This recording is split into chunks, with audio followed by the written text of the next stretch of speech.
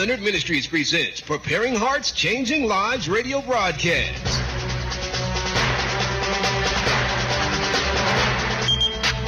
Preparing Hearts, Changing Lives talk show pursuing family wholeness. We're doing a new thing. We're making a way in the desert to reclaim and regain what the devil has stolen. Be aware this show can be informative and controversial. Tune in every Monday, Wednesday, and Friday from 11:15 a.m. to 11:45 a.m. And on Saturdays from 11 a.m. to 11:30 a.m. For more information and bookings, visit www.glminphcl.net. That's www.glminphcl.net. Or call 877-232-0255. Now, here's your host, Gloria Leonard. Good morning, listening audience. Again, this is a beautiful day. There's an overcast out there, but it's still beautiful. Always when you're above the ground and not beneath. This morning, what I like to do is talk about and get you engaged in the parable of the lost son. What Jesus was telling this parable, he started off saying a man had two sons.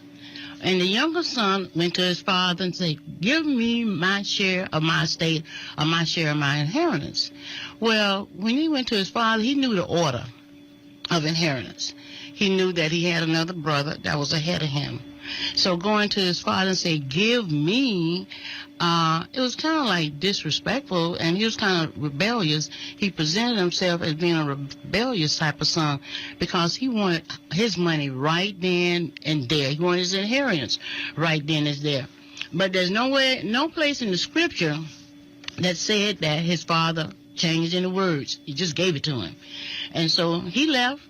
Got his things together. You move on down to verse 13, and he went off to a distant country, just like we all would do. You know, when you get a little change in your pocket, you kind of move out from around for familiar surroundings, family, friends. You get new friends and kind of distance yourself from your family. So that's what he did.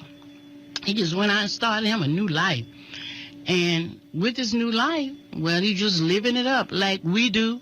We don't have to get an inheritance. We can get a paycheck on the weekend, and we'll go out and party hard and don't pay the rent and take care of our business and don't pay the car note. And when they come and repo your car, you're going to say that somebody stole it or carjacking and all that kind of stuff. But anyway, he went out and he squandered his money away. But let's look at this prodigal son, you know, and we can identify with him. He was one that, and not only him, but we can kind of look at it at ourselves and kind of identify personally who spenders and give money and buy lavish gifts, stuff you can't afford for yourself and your friends, foolish, extravagant stuff, you know, get all these toys and things in your house and you're living from paycheck to paycheck and squandering. We just don't know how to save or put aside. Now, when he left and got his money, he didn't have to go out there and have a good time. I'm quite sure he was partying and had all these friends. When you got money, you got plenty of friends. I mean, plenty friends. So something always happen. The money get funny. And when the money get funny, but here in the story, there's a severe famine in the land, which is the same thing. You can equate to your money getting low or running out, and you spend it all on women and wine and whiskey and all of that. And when your money run out, guess what? Your friends run out. So his friends ran away. He didn't have nobody to contact. So the next thing he had to do was to find him a job, like what we always do, and more than likely. I'm not saying that he didn't have skills or anything, but there was a famine in the land just like it is now. And what we going through with the sequester and people being laid off from their jobs, you can call that a famine because hardships kind of hit and drop down on you. So by being this famine in the land, he had to go out and look for a job. And when the economy is tight and everything, well, jobs are hard to find. So he ended up finding a job working, feeding pigs in a field. Okay, feeding these pigs in a field, he even wanted to eat some of the slop that the pigs was eating, but wouldn't nobody give him nothing. He didn't get anything. And that's what happened when you're down and out. And you just, that spirit of pride is on you. And you just out there, you say, I'm going to do it my way. You step back from God. You leave the church. You're too busy washing your cars and taking care of your stuff and all of that, and whining and dining your friends. And when you get low and broke, all that goes away. So you don't have that anymore. It's gone. And what happened, if you go down to 17, he came to his senses. He started reflecting. When you get broke, disgusted, you start thinking about what it used to be like. When you was home with your mama and you was growing up and she was just too controlling. She wouldn't let you stay out all night. You had to go get your own apartment. Things get hard. You can't pay your rent. You get evicted. You lose your car, lose your job, and you're homeless. Then you start reflecting. Mama wasn't too bad after all. At least I had some place to stay. So he started reflecting on the good times, and I'm quite sure that he started thinking about that spiritual foundation that his daddy had put in him, because of the fact that he started humbling himself. You know, he started looking at, thinking about what he had done, and said, well, I need to go back home. I can do better at home. I'm doing bad out here by myself. I need to go back home. And what he did, he just humbled himself down, buckled down, and that is something hard for us to do, to humble ourselves, especially when that spirit of pride is on you. And he went back home to his dad, and his dad was there waiting on him with open arms. Even though he left in a situation where he demanded his inheritance, which he wasted. And I'm quite sure that his dad had a very, hard time not knowing where his son was, what he was doing, but he came home and he met him with open arms. So what I like for us to do now is think about what we have done in our lives with our children as they growing up and going through this growth and development stage.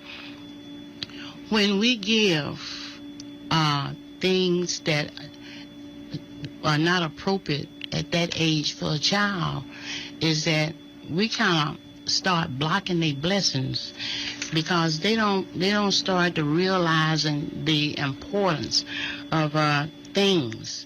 So if your blessings are given too soon, again, if I say if your blessings are given too soon, the children can't handle it. You know, I can attest to that with my children, because of the fact that we always had and we always gave and we always tried to make sure that they had the things that, not what they need now, but what they wanted. So we would give these gifts. And when you give them inappropriately, with no reward, with no effort on their part, in order to accomplish or achieve, or even just be respectful and obedient to you as a parent, they can't handle it. It's just too soon. It's just like, my mom bought me a car when I was 16. My first car when I was 16. And I would say at that point in time, I really didn't need no car, because I didn't have no idea of what the upkeep was of a car. But I had that car, and she had to maintain it. And that should not have been the issue. I should have been able to manage and maintain that vehicle that she had given me, but she wanted her daughter to have a car. So that's what she did. So if you want to call in and talk about giving gifts too soon, especially when children are not ready and they can't handle it, call this number at 1-8. Oh, that's my own number. Sorry about that.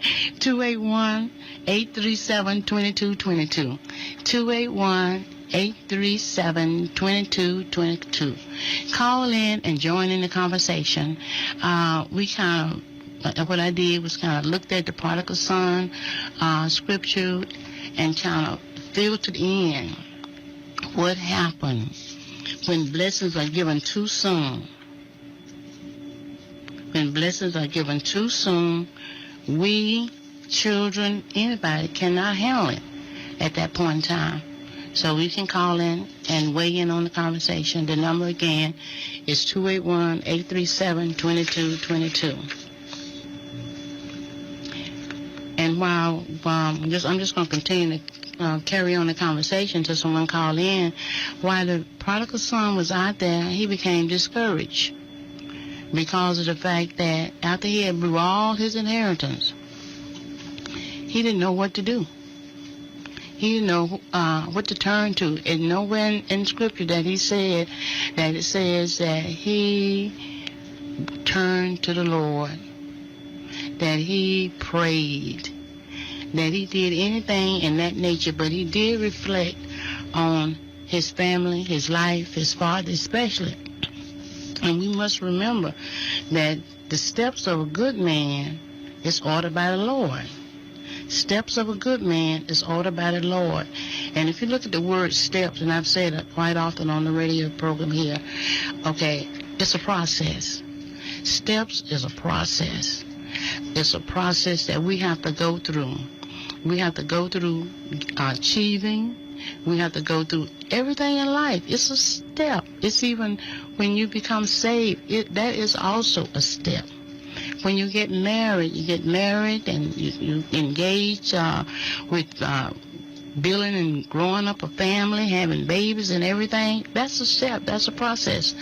And once you get those children in the household, then that becomes a dual process between the husband and the wife in raising those children up with the spiritual foundation in that home, so that they can become good standing citizens in the community along with the spiritual foundation. Because if you train a child in the way he should go, well, when he get old, he will not forget. Just like the prodigal son, he didn't forget about what he had been taught. That's why he wanted to go back home. He wanted to go back home because he realized that he had sinned. He had sinned against his father and he had sinned against God. And until we ourselves look at our situation, our predicament, and put the blame where it lies on ourselves, number one, and then you sin against God because you become disobedient. And everything that we get, everything we own, come from God. So therefore, if you're not obedient, He's not going to give you any good gifts. Now you can get gifts out there, and all those gifts do not always come from the Lord. Well, we say, well, I work hard. I achieved this. This is what I did. You got that big I and that little you. You didn't do nothing. It was God that was in the midst of all of it. He made it possible where you had good achievement or good favor by someone that He placed in your life in order to be there to support you, or it was somebody out there that swindled you. And He allowed that person to swindle you because you was out of step. You was out of harmony. And Minister Mitchell, what have you given your grandkids during their growth and development stage that you felt that, well, you might not have done it, so maybe someone else had done it, giving them something that was, at the time, it was not appropriate because they have not really gotten into that stage to even be thankful or be able to take care of it. Well, for my grandbaby, I would say that I looked at her as a very sincere young lady. Mm-hmm. Her mother allowed us to keep her when she was 3 to 4 or 5 months, and then she began to grow, physically as well as mentally. And we gave her toys. Her toys were advanced, almost too advanced for her, that we thought would work for her. But after working with her for a while, I noticed that she was skipping a lot. She didn't do well in kindergarten because of some of the things that we had given her that were boring to her. You know, she got really bored. Told the teacher, I already know this, but I don't even know why I'm in here. And I'm saying, okay. But we do tend to rush our children, and we think they're more mature than they are, and really they aren't. Right. They're still children. They must grow, and they must take the puberty level all the way up to the junior level. We forget about the puberty level because we advance them. If a baby sits up at 6 months, we said, wow, you know, that's great. But if he missed crawling before he walks, there's going to be some disturbances in his development. So even to that, she did walk. I don't recall her ever crawling. She started walking early, and I should have taken note of the fact that she needed to go through those series of developmental levels, and she missed 2 or 3 of them. So that I can, you know, I had to go back on what I teach, you know, and she skipped. And she had some problems. Yeah, and that happens, and we have a tendency to, someone out there have done this, and probably more people out there have done it than they care to even realize. And and during that process, they didn't even realize what they were doing. Just like the prodigal son, he was impatient. He didn't have patience. He wanted what he wanted right then. Hello, caller, you're on the air. Hello. 1360? Yes. You're on the air. How are you? Just fine. Good. What, you have a broadcast going? Yes, ma'am. Oh, that's why you're talking low. I'm sorry. Oh, I didn't know I was talking low. You can't hear me out there? Okay, Sister Lou, call back in about 25 minutes. Okay. Thank you. Okay, caller, you're on the air. Good morning. Good morning. Hey, well, Minister Leonard, let me ask you this. Okay. Was the prodigal himself? Was the daddy? Are you saying that he was wrong for giving that boy his portion? That he should have known that boy wasn't mature enough? Well, what do you think? Well, the daddy did not confront him in a negative manner. He went ahead. He just went ahead and divided the inheritance at that point in time. Yeah. The boy had it coming, though. I mean, it was rightfully his. He had it coming, but his brother was first in order. Remember, according to Scripture, you know, the elder always get. Oh, right. So he demanded. Yeah, he said, give me. Oh, okay. So he put on the big boy pants and decided he ready for his now. Yeah, he want to go and rock and roll. Oh, okay. Well, I made I didn't, you know, like you may have heard me say, I try to give my daughters, just nothing, this is not a new house or nothing, but place to stay. I thought I said they've been through enough. One of them 39, the other one 33. They've been through everything, been out here in these streets, been through a lot of failures, and I thought that, well, they ought to be ready to, you know, I'll put them in this house, and you know, this one a house, and that one a house, and that'll help. And 3 days later, they both was locked up. Okay? So apparently the Lord said they're not ready yet. They weren't ready yet. And they both locked up now. So we'll see. But have a nice morning. I'm listening. Okay. You know that. All right. I know you out there. You my favorite. All right. Always there. You always welcome me. And you understood me when nobody else did. And I appreciate that. And I appreciate you being out there in Radio Land. Thank you. Yes, ma'am. Thank you. And getting back to patience and impatience, we all get there that way. For instance, if you get a notice in the mail and you need to follow up on this bill, you know, they send you and paid your cable bill or your car note is late and you know you dropped it in the mail or something like that. And when you pick up that phone, you get this automated stuff. We don't want to hear that. All I want to know, did you get my money? I know I sent it. So we become very impatient, and I guess that's just human nature. That's just a part of our DNA. We just get like, that's one of those inborn errors, I call it. But we do get patient. Like for myself right now, when I go in the cafeteria, I can go to any cafeteria and the lines are long, and you got to sit out there and they say 15 or 20 minutes. I said, oh no, I don't have to do this when I'm spending my money. So I would leave hungry, and stop by some fast food place or something and get a snack.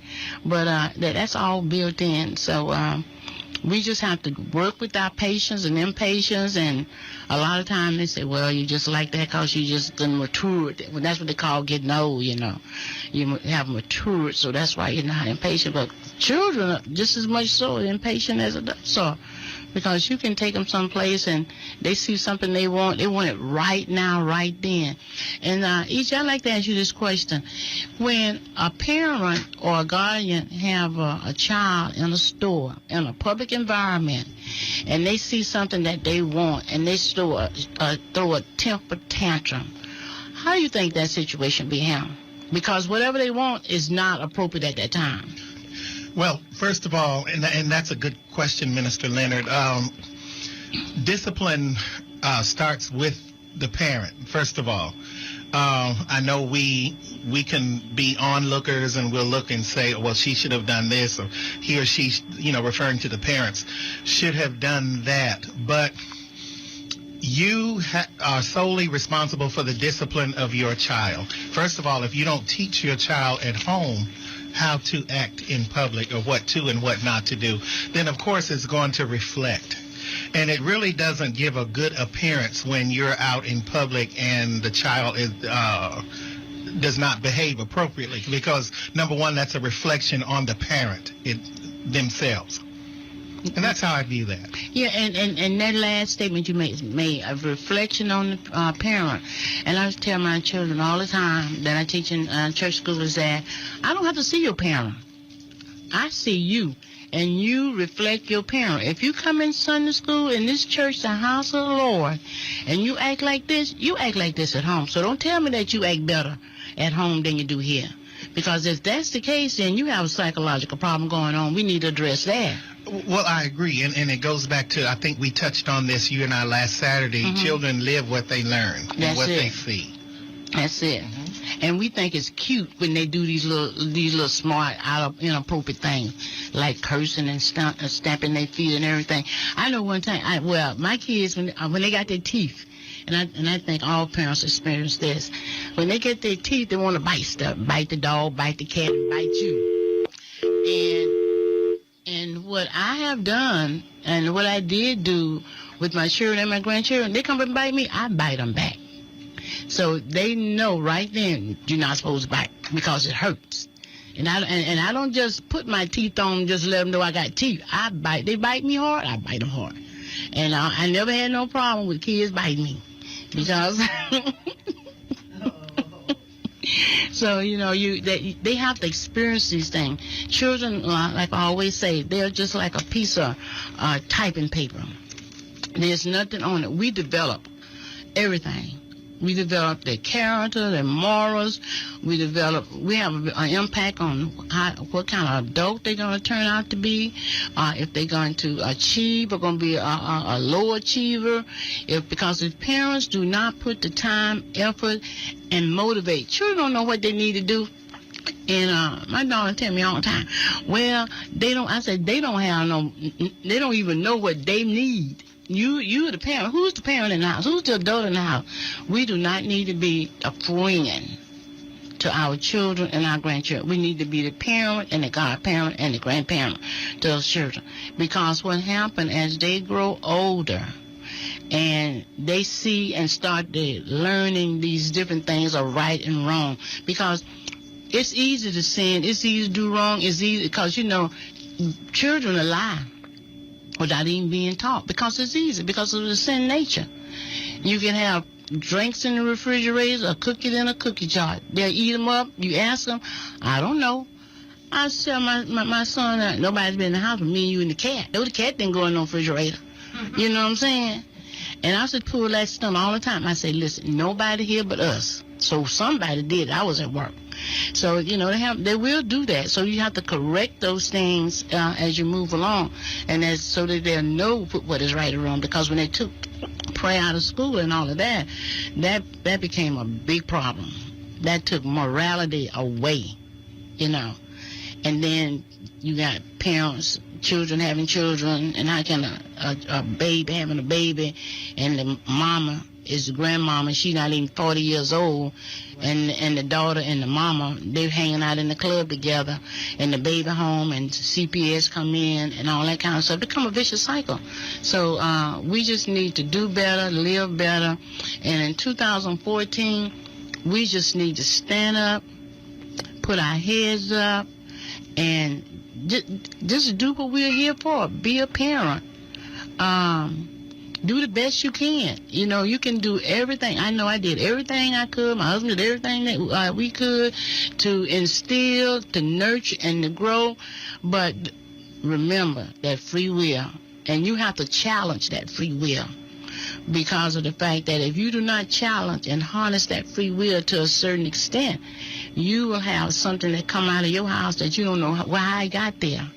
So I'm not saying that your children, my children, are perfect children, but we all are capable to get involved in things that are unwholesome. But again, if you train that child up, he or she will return back to that spiritual growth and development stage. I believe the children are our future. Teach them well. You've been listening to Gloria Leonard Ministries Preparing Hearts, Changing Lives radio broadcast. To receive a copy of this show or other shows, contact Gloria Leonard Ministries at 877-232-0255 or visit online at glminphcl.net. Send check or money order for $15 to P.O. Box 45715, Houston, Texas 77245, with the date of the show. If you enjoyed this show and the information it provides and you'd like to just support the ministry, make your donations at Gloria Leonard Ministries website by logging on to glminphcl.net and clicking on the donation button. PayPal, MasterCard, Visa, and American Express accepted. For more information and bookings, call 877-232-0255. That's 877-232-0255. Make sure you tune in every Monday, Wednesday, and Friday from 11:15 a.m. to 11:45 a.m. And on Saturdays from 11 a.m. to 11:30 a.m., where our mission is to reclaim, regain, and reunite families through prayer, and to rescue our children from all unwholesome activities through prayer. They can't take away my dignity. Who am I? Who am I? Who am I? Who are you? Are we the same? Are you sure? The one thing that I am sure of is that we are all beautiful children of God with a divine power deeply rooted within us.